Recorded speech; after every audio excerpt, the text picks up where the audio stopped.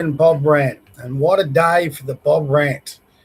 It's going to be a good one today, I think. We'll see how we go. Good evening. Or what am I saying? Good evening. I came late last night. It was good evening. Tonight I'll be on with the regular Tuesday night podcast. There's no policy announcements tonight. We are going to do Australia versus the agenda style. Watch the Senate and see who speaks. We know there's new legislation, these new hate speech laws and gun laws are all going to go through. There's no doubt in my mind about that. But what I'm more interested in to find out who stands up against them, find out who we can back moving forward. So tonight I'm going to be on my podcast, sharing a screen with the Senate. God knows how long it's going to take. We might all need a few coffees. Would love to have a few other people with me doing it, but let's see. And then we can get something on record for as long as I'm alive. It'll stay up on YouTube and it's going to be there that we can refer back to later.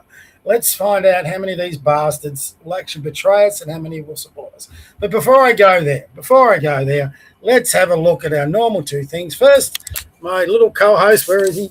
He's on the floor. He's cracked the shits. When he's down there, you know he's cracked the shits. When he's happy, he's on the couch. He's not happy because I called him in. I had a neighbour come across the other day and go carry on about his bark, and he does bark a bit, but he's always under my control. When he goes nuts, I bring him in, and he's always inside with me. He's never outside when I'm not at home. He's a very well-trained dog, so he's a house inside dog, as you can tell. So when he goes outside, I'm always home. So naturally, I've been German Shepherd. You got to let him out and go for a run, do all this thing. And then I had this silly neighbour, what do they call him? A Karen, except he was a male, a white bastard with glasses, came across to me and had a crack at me about how my dog barks all day, every day. Physically impossible. He's inside with me 70% of the day, except when I take him for walks out in the park, I'll let him out the front. So he came across and just picked the wrong fucking person, pardon my French. But he came off all angry, got in my face and said, your dog's barking all day, every day. And I said, well, that's physically impossible. And he goes, oh, but is that your dog? Is that your dog? I said, yeah, so he barks all day, every day. You got to shut him up. I said, no, he doesn't. I said, he can't. I said, he's inside with me. And when he's inside with me, he just doesn't bark. So when he comes outside, yeah, he barks. He'll bark at a possum. He'll bark at a plane going overhead. He'll bark at a person walking past. If you've ever done German Shepherds, they bark. But he's only during the day. And it might be 3-4 times a day I let him out and he'll bark. And every time he does, I yell at Jojo, be quiet. But it wasn't good enough for this guy. He had to keep pushing and he had to keep exaggerating. So it was my first encounter with an aggro neighbour, I've got to say. By the end of it, he goes, well, you need to do something about it. I said, no, I don't. Then he goes, I'll call council. Fine. I said, I'm not breaching any bylaws. I said, and my other neighbours love Jojo. They think he's great for security. So I said, go talk to the other neighbours. I said, they all love him. I said, I don't care. You haven't got a leg to stand on, mate. I said, even if a council officer come here, they can sit here. I work from home, and they'll see a perfectly behaved dog. Anyway, just thought that was an interesting story. So there he is, but he's cracked it because I haven't let him out yet today. So I have, but it's a bit warm, and I had to get in here, and I've been watching the bloody politics on TV. So let's get you to the Port Phillip Bay scenes. Beautiful day here in Melbourne. There's the bay. Not a cloud in the sky. God, I've got to wash my windows. I'll do that this weekend. But it is a beautiful day, not as windy, warm. Going to be a warm weekend. And there's just a different view over the Bayside suburbs. Beautiful day. A few clouds over there towards the mountains. But overall, not a bad Melbourne day. So, yeah, we can be grateful at least the weather. That's a change. Next, when I get this thing plugged in, always got to plug it in because I think I'll probably be banging on here for longer than usual. So just want to plug in the battery, make sure I don't lose you. So our Bible read for the day. Let's get that out of the way because I think I'll need it. Jesus heals a paralyzed man. Mark 2, 1 through 12. In the teeth of cynical opposition from some teachers of the law, Jesus heals a paralyzed man responding to the faith of his 4 friends. A few days later, Jesus went back to Capernaum, and the news spread that he was at home. So many people came together that there was no room left. So many people came together that there was no room left, not even out in front of the door. Jesus was preaching the message to them when 4 men arrived carrying a paralyzed man to Jesus. Because of the crowd, however, they could not get the man to him. So they made a hole in the roof right above the place where Jesus was. When they had made an opening, they let the man down, lying on his mat. Seeing how much faith they had, Jesus said to the paralyzed man, "My son, your sins are forgiven." Some teachers of law who were sitting there thought to themselves, "How does he dare talk like this? That is blasphemy. God is the only one who can forgive sins." But once Jesus knew what they were thinking, so he said to them, "Why do you think such things? It is easier to say to this paralyzed man, 'Your sins are forgiven,' or to say, 'Get up and pick up your mat and walk.' I will prove to you then that the Son of Man has authority on earth to forgive sins." So he said to the paralyzed man, "I tell you, get up, pick up your mat, and go home." While they all watched, the man got up, picked up his mat, and hurried away.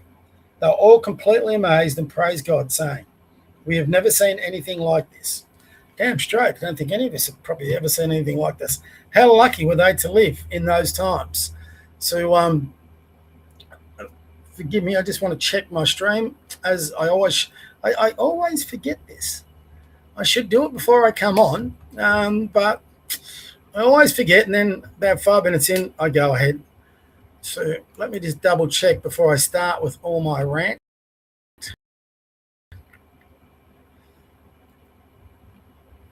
So I don't know how many are following it today, but listen, it was absolutely farcical today, farcical. And I'll tell you why in a minute. Yep, we're working, beautiful. So today, not much else to talk about, but there is. The one thing I want to talk about is, if I had a violin, I'd start playing it, because we need to start playing the last rights of the Liberal Party. They're gone.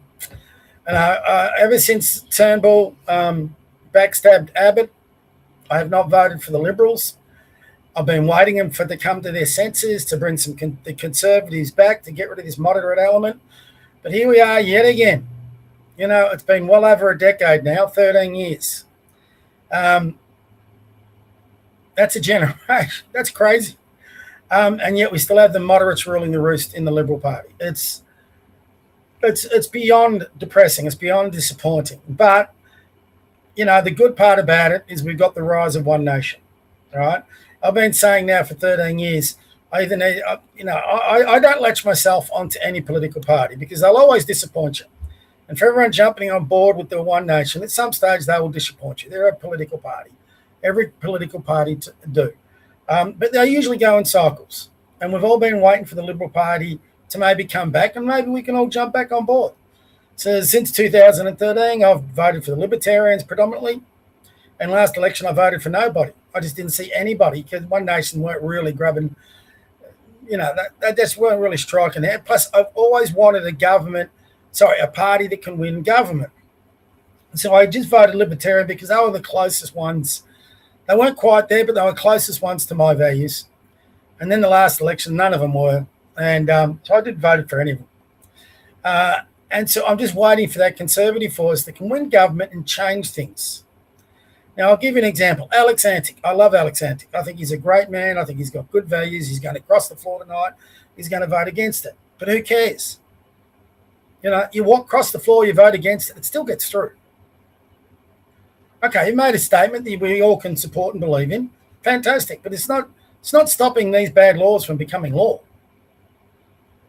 Therein lies the problem. And I think he and many others within the Liberal and National Party coalition now have a really important decision to make.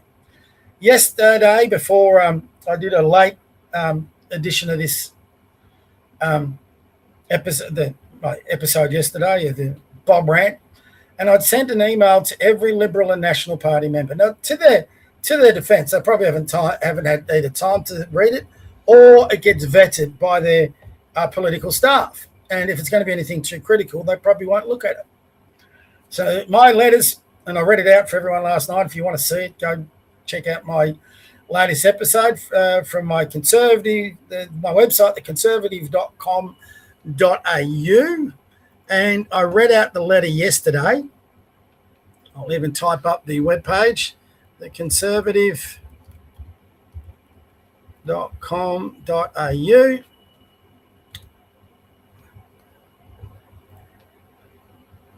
And that's it there.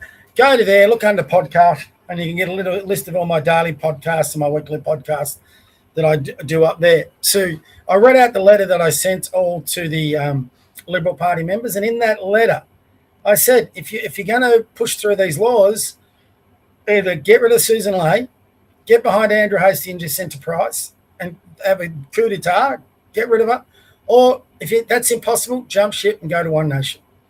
Follow Barnaby's example. To my eternal dismay, and I've been waiting for him, and listen, I'm not going to hold out this time.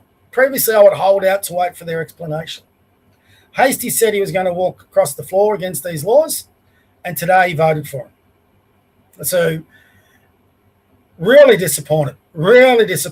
I mean, you're sort of waiting for that one true hope to come through, and he didn't. So, sorry, Liberals, you're gone.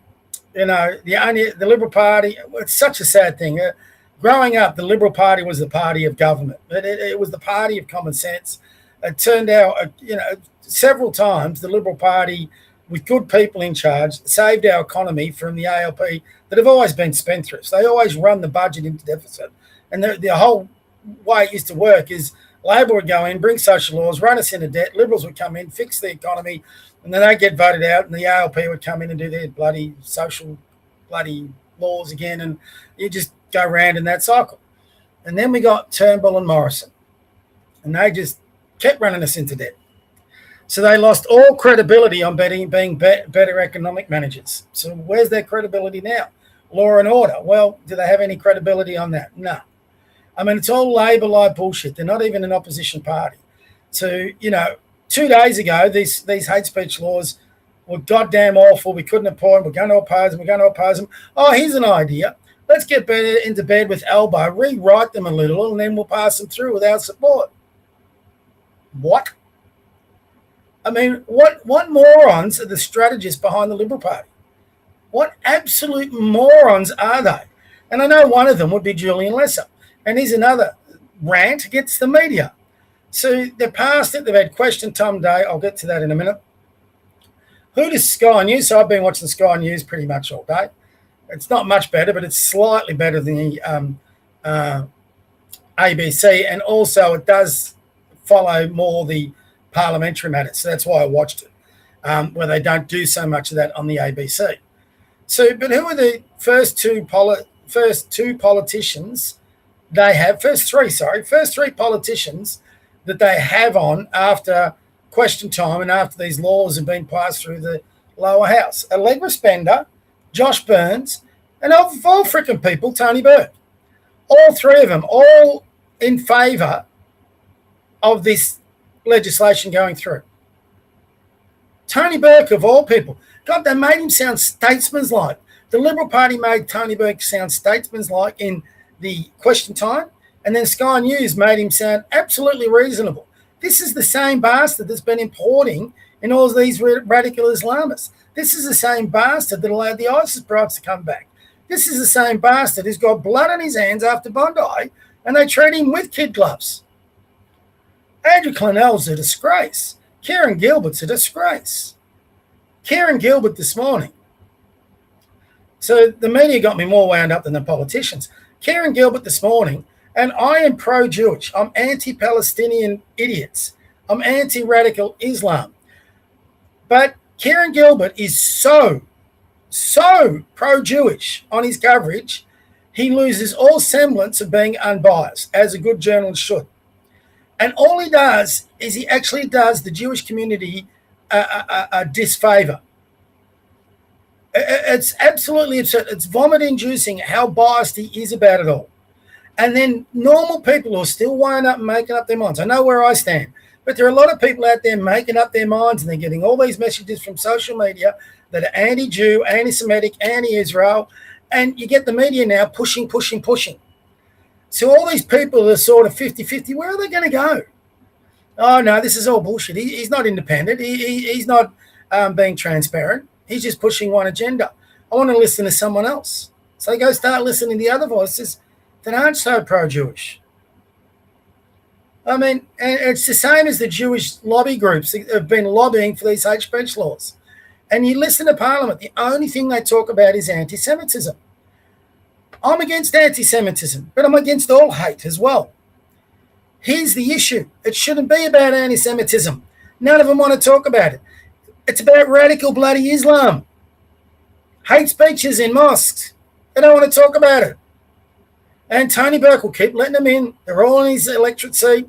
He'll keep letting them in. He'll keep bringing them in. And then he'll walk up to Sky News and they'll give him kid glove treatment and he'll sound all reasonable and sensible. But then he'll go back into his electorate and in his party rooms and he'll keep pushing the thing. He's now got his wish. He's pushed through laws that he can go back to his Islamic community in his electorate and say, listen, I'll look after you.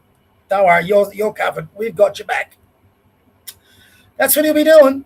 Behind closed doors, I've got your back. Don't care. You've just killed, two of your kind have killed 16, 15, whatever it is, Australians, wounded 41s. Don't care. I've got your back. We've got your back. You'll still be able to have your hate speech. You'll still be able to congregate. You'll still be able to spread all these ridiculous theories that you've had. That's how Tony Burke for you. But is the sadder part. The Liberal Party thinking they've done a real nice political swifty here. On the ALP, they've been called, and it is ridiculous. I mean, ALP have played them like a fiddle. Here's Susan Lee going, we got to get Parliament back. We got to rush through laws. We got to do all this. Well, we get Parliament back. And then they opposed the laws that they wanted to rush through. So you're already looking stupid, even though that was the right thing to do. But now what's her solution? Well, let's jump in bed with elbow and rewrite the laws and push them through together. Really? And now Susan Lee is broadcasting that she owns these laws. I mean, it couldn't get any more Labor light or any more stupid. And here's the silly thing. If you found out how ridiculously badly she's been played when she gets up to question time, now she could be talking about radical Islam. Could be one. She could be talking about immigration. She could be defending free speech. She could be fighting against the gun laws, for example, like the Nationals have done. Any one of those areas. And what does she zone in on? She wants Elbow to say sorry. So what's Elbow doing? Say sorry. She made Elbow look like a credible politician. I mean, every time she asks, sorry, what did Elbow and his crew do? They brought out a list and it seriously had bullet points of every single thing they've done to improve hate speech laws, protect the Jewish community. And they're actually, to their credit, there is a fair bit that they've done. But they were forced to do it. And you went Labor light. There was no need for some of these laws. They already had plenty of laws. So if you had to come back out against hate speech laws, if you had to protect free speech, if you had to fought about the gun laws, Labor couldn't have come back with you with this shit. But now they're saying, well, why didn't you put in the hate speech laws? Why didn't you put in these increasing? She looked absolutely ridiculous. And then who'd she have backing her up? Julian bloody Lisa. I mean, obviously she and Julian Lisa have been working with these laws and all that, and they thought how cute they're going to be and all that. All they have done, they haven't killed off ALP. They haven't killed off legislation. All they've done is killed off the Liberal Party. Liberal Party, it was on life support. It's now dead and buried. And I don't see, it's probably on the verge of being created. Who knows? Maybe there'll be a coup d'etat within the Liberal Party, because apparently there is a bit of division. And maybe there'll be a coup d'etat to get rid of them. But you're still going to have the moderates. Just go through, and shout out to Australia versus the agenda on this. Go through the yes votes and all the people in the Liberal Party that voted yes, including Hasty. God, I can't believe I'm saying that. And you see how many moderates are still in the Liberal Party. I mean, that's it. That's it. Time to go. One Nation, Pauline. But I'm not going to, like I said at the start, I'm not going to jump on board any political party. But right now, the only political party that can win government that goes even close, the closest to representing my values, and that is One Nation. And, we've got to get behind them. We've got to support them. Time for all the little minor party bullshit to finish. One Nation now has emerged as a major contender, and Australians have got to get behind them. They're the only part that, here's a change of language for you. One Nation is the only major party that can win government. I'll say that again. One Nation is the only major party. I hope One Nation understand they're now, forget your seats in Parliament. You've got enough Australians behind you that are going to give you those seats that you need to win government. And the other thing you got to do is you got to get either the Nationals, or preferably both the Nationals and Conservatives from the Liberal Party, to come on board with you in a coalition that you lead. Barnaby Joyce, he needs to stay in the lower house. If Barnaby Joyce is smart, and I didn't think the Barnaby Joyce recruitment was a great thing, and I'm still not 100% sure it is, but the way, and this is not through Hanson's doing, this is not through Barnaby Joyce's doing, this is through the Liberal Party's doing. They've put government on a silver platter, and they're saying, here, Barnaby, here, Pauline, you want government? Here it is, because we just can't do it. It's just gobsmacking to watch it. It's just gobsmacking to watch the Liberal Party commit political suicide. I don't like using those words. It's freaking gobsmacking. I mean, stunning. I've been around this country and on this life for too long. And I've followed politics for too long. I've never seen anything like this in my life. I've never seen, it's been struggling with itself for so long. You'd think they'd wake up and say, we've got to bring this back a bit. And don't forget, the polls came out before they made this decision. They knew people were starting to go towards One Nation because of their conservative values. But, you know, instead of going conservative, well, no, let's pull it back to the left again.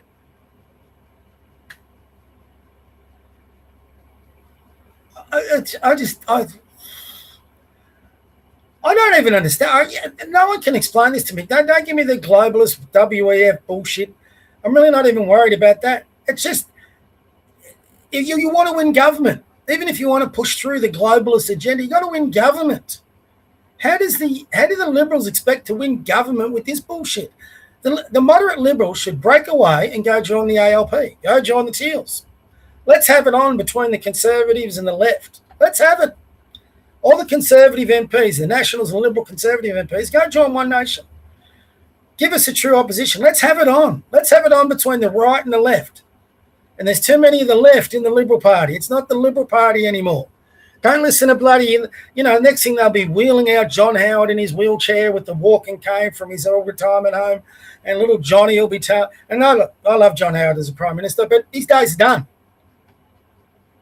And he was the one who convinced Malcolm Turnbull to stay in the bloody Liberal Party. He has a lot of accountability for where the Liberal Party are now. So he was a bloody good Prime Minister, but since then, and even before then, and probably about 2 years before it, when he started getting a bidding war for Rudd because, he's going to lose his Prime Ministership. That can't happen. So he started changing a lot of policy on the Liberal Party side, which led to a lot of the moderates coming in. Frustrating watch it. I took half a day off from my work today so I could just monitor and watch it because this is important. Anything that impacts on our freedom of speech, on the way we can assemble, all that sort of thing, and all our liberties, and this does impact on it. And they're trying to dress it up as being his butt Sharia and NSN and all that. Just beat those idiots in a debate. It's not hard. I challenge so many NSN types to come on here. They won't come on because my guess is they think I've got a reasonable handle on my shit politically. So I think they might struggle in it. Or they just don't want to come up against the boom and they like talking amongst themselves. I don't know what it is. But there's not many of them with a high IQ. Apparently even Nick Fuentes is getting a bit sick of him over in America because he's grew up a mob because they're too low IQ for him. And Nick Fuentes, he's an arsehole, but I'll give him credit. He's smart and he can be funny. He can be engaging. If you watch some of his shows, and I don't agree with virtually most of what he says, but he's intelligent and he can be funny. There's nothing wrong with that. I don't have to agree with everyone politically to say, hey, this guy's pretty funny. I can listen to him. And he is. So you don't have to agree with him to have a laugh. But anyway, I'm trying to get a handle on it, but I'm still shaking my head. I just don't understand the strategy. And don't forget, these guys get paid hundreds of thousands a year. They've got strategists behind the scenes that get paid hundreds of thousands a year. They've got all these performer politicians. I mean, do they not have any pull inside the Liberal Party? You know, Tony Abbott, another guy I had a lot of respect for. Okay, he makes fine speeches. He's made a great documentary on Sky News. He writes great articles for the paper. Does he not have any influence over these dickheads in the Liberal Party? Where are you, Tony? And is your loyalty more to the Liberal Party? Or should you be listening? Go approach him, Pauline, and say, you know, I love this flag more than I love the Liberal Party. I'm willing to come and stand for One Nation. What a message that would be. So anyway, all the eggs are in the One Nation basket now for that flag to have a chance. It's I just don't understand how they can flip this. And how do they think that a strategy, that a legislation that every man and his dog said was as Susan Ley said herself, this was a shit show. So instead of actually rejecting the shit show entirely, she thinks, I know, I'll go amend the shit show to make it look better. If it's shit, it's shit. You can't polish a turd. I mean, has she not heard that saying? It's gobsmacking. It's insane. And I was listening to this all yesterday, and they're all talking about how the Liberals were going to help going through. I said, that can't possibly be that stupid. Even the Greens are opposing this. And sure enough, they are that stupid. So they deserve everything that's coming their way, the Liberals. They not fit for purpose. The party needs, and first time I'm going to say this, the party needs to go. It needs to become a rump. And all us Conservatives have got to get behind One Nation. I'll do what I can to support One Nation I'm not going to latch myself to a party, so I'm not going to become a party member. I've learned my lesson on that, and I think we all probably have. But I am willing to support them while they put forward conservative viewpoints and Australian viewpoints, and I'll support them through. I'm not going to become a Kieran Gilbert and become absolutely biased. That's just crazy. But I will support them because they're doing what I consider to be the right thing by Australia. The moment they veer off that, bang, well, you're going to cop it between the eyes as well. I don't think they'll do it, but there are concerns. For example, everyone raised about the UK and what they're going through. There are some worrying signs with reform. And while I hope they do recruit conservative-minded people, I'm very worried.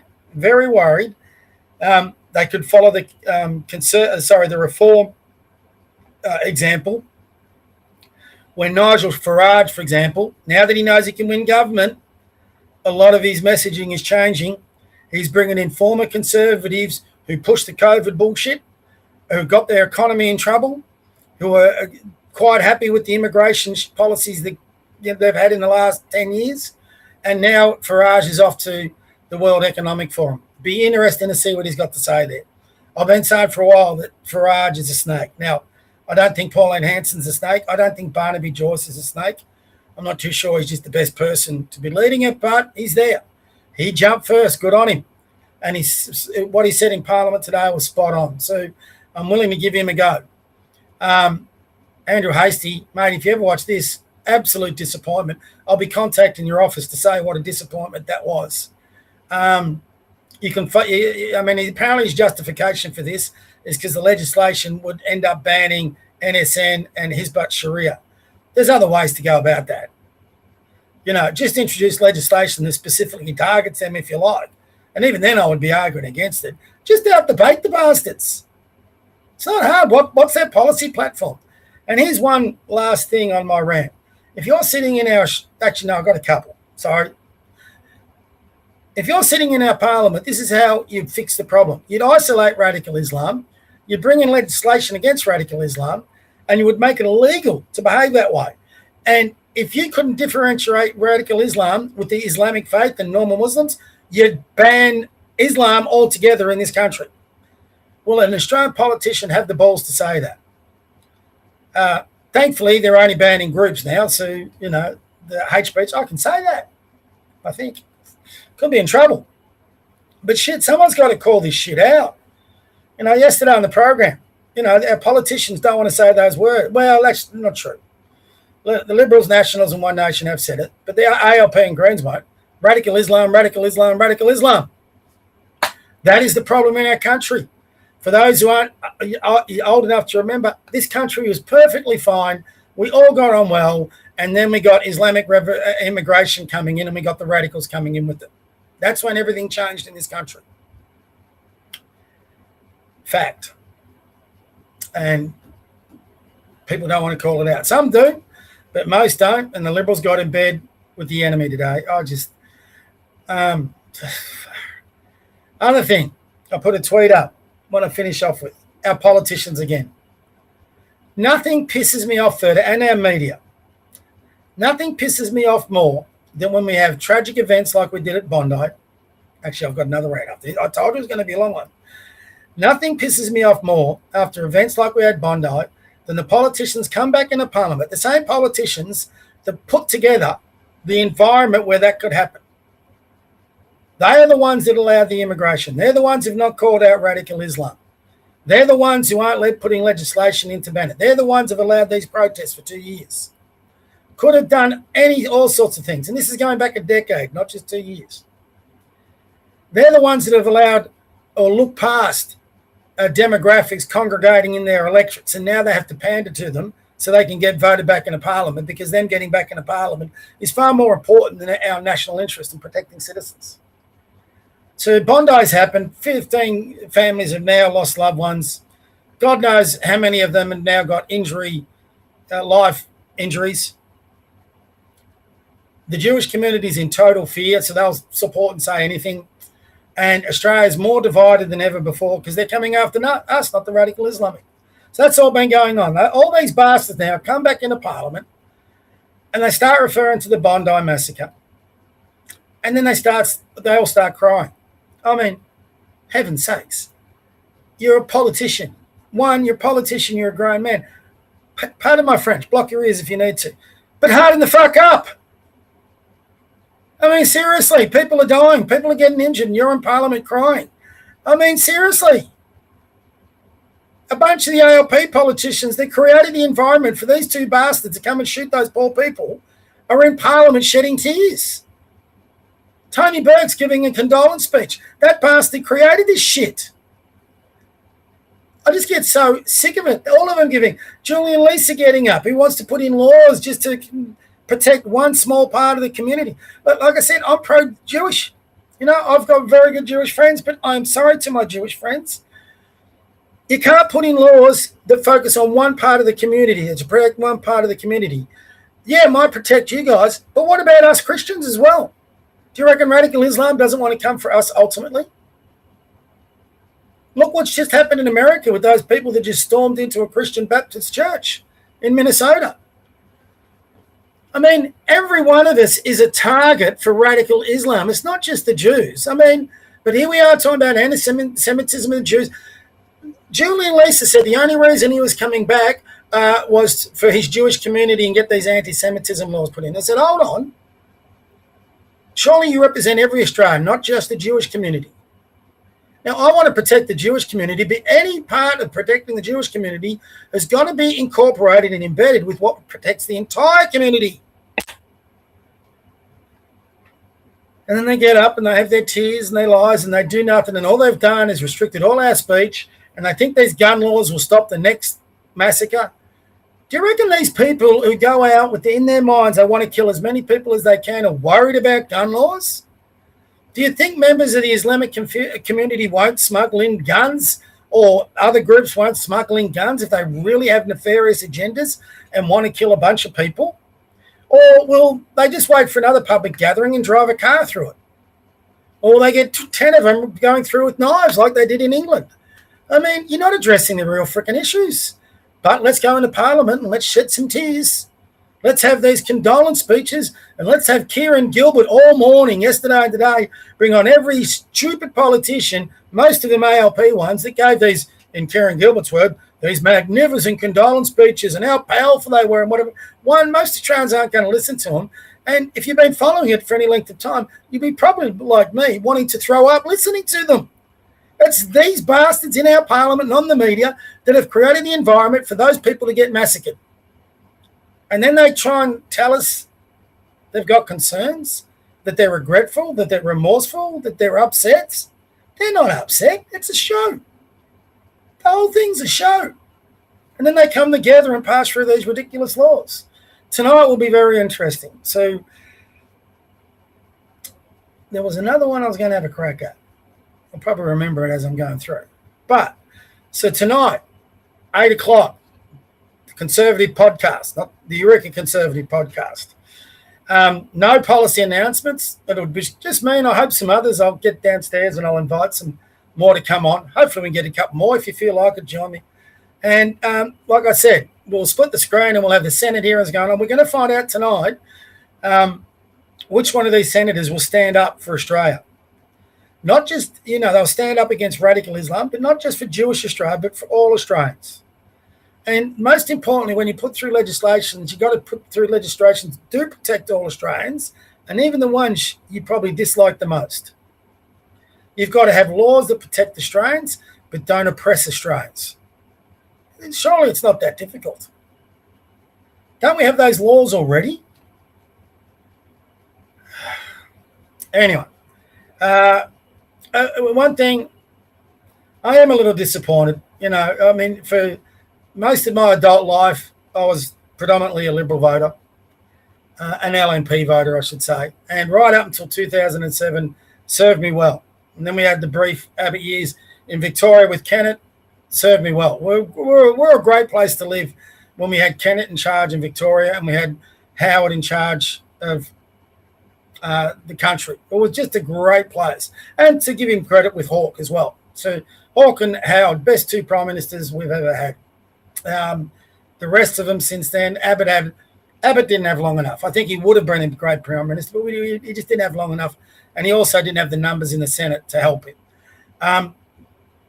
But you could have disagreed or agreed. Now, I didn't agree with everything, obviously, that Hawke said or did. I didn't agree with everything that Howard said or did. But they were two sensible, common sense people who could keep the country together, united, and we all shared in different things. It's just, I haven't felt that now since, like I said, well, we had a brief interlude with Abbott. What was that, 18 months? But I haven't really felt it since Rudd got taken over. Rudd started it, and since then Australia's been divided ridiculously badly. If you remember, Rudd did open up the borders a bit, and that's how Abbott got back in. And ever since then, we've had all the bloody third world radicals coming into this country in waves. So that's where it started, 2007. So that seems a while ago. Now what's that? 19 years ago, nearly 2 decades. We've been going through this insanity, 2 decades. Anyway, it's crystal clear now where we've got to go. Pauline, One Nation, you have the most golden opportunity staring you in the face. On behalf of all normal, centre-right, leaning, conservative Australians, please don't screw it up. Don't screw it up.